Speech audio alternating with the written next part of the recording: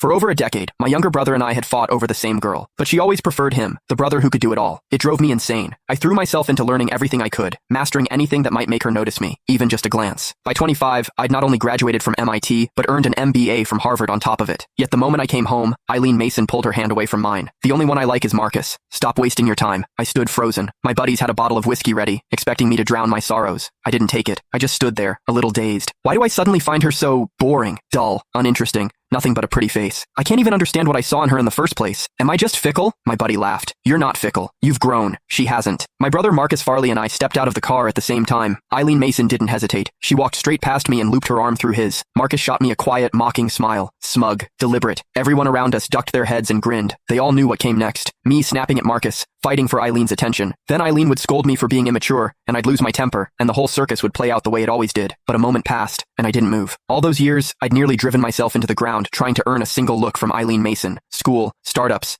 building a media brand from nothing, after navigating boardroom politics, after rubbing shoulders with people who shaped policy at the highest levels. Marcus's little routine? It was laughable. I kept my expression neutral and handed the gift bags to one of the housekeepers. From my parents, for Mr. and Mrs. Mason. Marcus's smile faltered. Eileen frowned and glanced at me. Inside the villa, I noticed the dining room table had only 4 chairs. Mr. Mason, Mrs. Mason, and Eileen already accounted for 3. Marcus let out a soft laugh. Sorry, bro. Forgot to mention you were coming too. Looks like they didn't set a place for you. Why are you apologizing for that? Eileen turned a cold gaze on me. Russ Farley. Marcus didn't do it on purpose. Just go get yourself a chair. There's no need to make him feel bad about it. It was always like this. Eileen always took Marcus's side without question. But the strange thing was, I genuinely felt nothing. I couldn't even remember why I'd fought so bitterly with my brother over her in the first place. Miss Mason, I haven't said a single word yet. Eileen blinked. In the past, I would have already been shouting, accusing Marcus of his passive-aggressive games. Bro, you're upset. Marcus stepped forward. Don't be mad. I'll go grab you a chair. He moved to get one, but Eileen caught his arm and pulled him back. She looked at me, her voice ice cold. This is the Mason house, not a place for you to throw your weight around. If you don't want to get the chair yourself, then don't bother staying for dinner. A few of the housekeepers couldn't hold back their laughter. I caught someone whispering, watch, he'll go fetch it himself like a puppy. Please. When has he ever not swallowed his pride just to sit a little closer to Miss Mason? That won't be necessary. I smiled faintly. I only came to drop off gifts for my parents. I wasn't planning to stay for dinner. Besides, I have somewhere to be. Enjoy your evening. Eileen stared at me. Something unfamiliar flickered across her face. I didn't acknowledge it. I turned and walked out, my stride unhurried. Behind me, Marcus's voice carried a note of wounded confusion. What's so urgent that you have to rush off, bro? Was he actually upset with me? Is that why he didn't stay? Eileen watched as I got into the car and drove away. A slight frown creased her brow. Don't worry about it. Marcus let out a cold laugh. A few years abroad, and his little jealousy games have gotten more sophisticated. I'll give him that. Playing hard to get now. Honestly, I'm starting to wonder if one day you might actually... Eileen pressed a finger to his lips. I told you, you're the only one I want. The truth was, I really did have things to do. I'd started an internet company with a college friend. Business was picking up fast, and I had a dinner meeting with a client that night. My partner sent me a message. Heard you're back in the country. Got a big surprise for you.